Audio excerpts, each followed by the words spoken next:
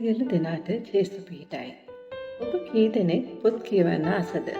ඔබ දන්නවා අපි ආස කරන පොතක් දෙපාරක් තුන් පාරක් හෝ ඊට වඩා වැඩි ගණනක් වුණත් කියවන්න පෙළඹෙනවා. ඒ පරිච්ඡේදවල තියෙන හිතට කාවදින තැන් අපිට හොඳට මතක තියාගන්න පුළුවන්. නමුත් මම ඔබෙන් මෙහෙම අහුවොත් ඔබ කී දෙනෙක් සුදු බයිබලය කියවනවද? ඒ වචන මෙනෙහි කරනවද?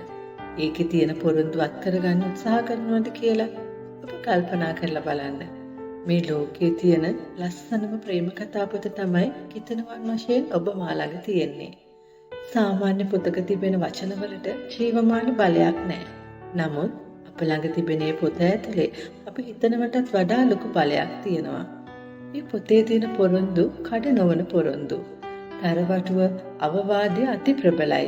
මේ වචන දෙමුවහත් කඩුවකට වඩා තියුණුයි කියලා සඳහන් වෙලා තියෙනවා. ඒ වගේම තමයි අහස පොළව පහව ගියත් දෙවියන් වහන්සේගේ ජීවමාන වචනය පහ වෙන්නේ නැහැ කියලාත් තියෙනවා. ඉතින් මගේ ප්‍රේමණීය සහෝදර සහෝදරියනි, ඔබ මේ පොතේ තිබෙන වචනයට පිපාසයක් ඇති කරගන්න.